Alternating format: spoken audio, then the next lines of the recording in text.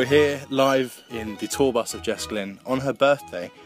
Are you excited for tonight? I am so excited for tonight, yeah. I've got a lot of friends and family and people here, so yeah, it's going to be good. So have you always wanted to be a singer? Is this like your dream? Yeah, I think, yeah, it's the only thing I've ever been good at, so I kind of pursued my talent. If you weren't going to be a singer, and say before it worked out, what else would you have done? I think I would have worked in music, no matter what. I think it would have been management. I had a job in management before I did this. I reckon I would have done a label or management or A&R or something like that, yeah. You've been nominated for Best Newcomer for the Mobile Awards. Are you excited for that? Yeah, I mean, oh my God. I'm going to an award ceremony that I've been nominated for an award like that. It's just insane. Is that like your first nomination? Yeah. Big one. Yeah. It's been quite an exciting year for you. Yeah.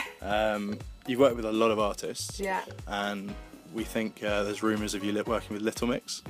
Oh yeah, I did do a few sessions with them. Yeah, I've written a song for them. With them. So who's your favourite artist that you worked with so far? I think it's got to be Emily Sandé and Naughty Boy. Yeah, that was a great session.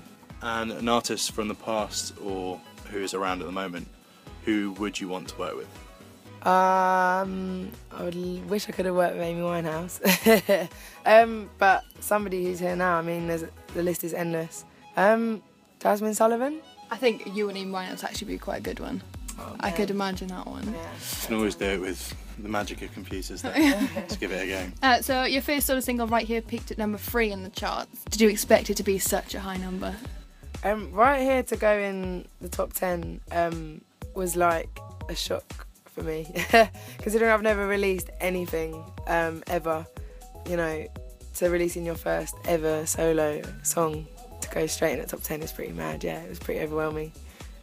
Have you been recognised much in the street now? And if you have, what's the weirdest thing that someone shouted at you? Do you know what? I haven't had anything that weird yet, but yeah, it's just all in all quite strange that people recognise you when you walk into somewhere and people are like, oh, it's a bit like, whoa.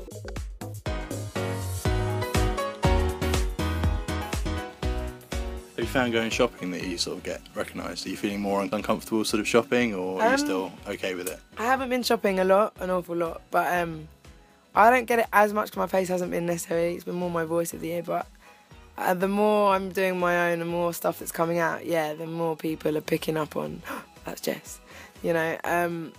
Yeah, it's kind of crazy to experience it, but you know, I don't think it's something you'll ever get used to. It's kind of strange that people know who you are and you don't have a clue who they are. You grew up in Muswell Hill. I grew up in Hendon. Oh, done right. Pretty close to each other. So you've got that link. Do you think growing up in London benefited you in your career? And do you think artists sort of growing up outside of the capital are hindered by that? I think you know, being in London, you've got a lot of opportunity. You know, it's a very strong capital for music, and there's a lot going on.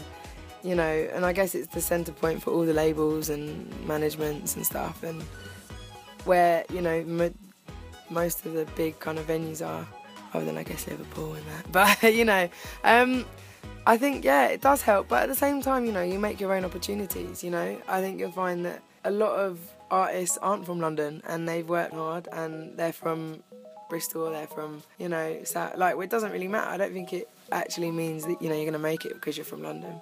So a fun question, Halloween's coming up. Are you going to dress up this year? Yeah, I'm doing a show on Halloween, so I'm definitely dressing up, 100%. Any surprises? I don't know yet what I'm doing. I haven't got round to it, but I know I'm dressing up. Another sort of quick, I like to think it's a funny question. Would you rather be attacked by a horse-sized duck or 10 duck-sized horses? But I'd rather be attacked by a duck-sized horse or 100 duck-sized... I'd go for the duck-sized horse, that's one, rather than 10 horse-sized ducks. Yeah. I'd be terrified by that, can you imagine? But imagine 10 horse-sized ducks. Just run away from them, sort of kick them away, no? Nah, because then like the big one you could just be like, oh, go on, give us a ride. I love that that's a conversation that's happened more than once to you. There you go. Yeah. All right, I've never heard that. Thank you. Thank you very much. Cheers, man. It's good to meet you. If you gave me a chance, I would take it.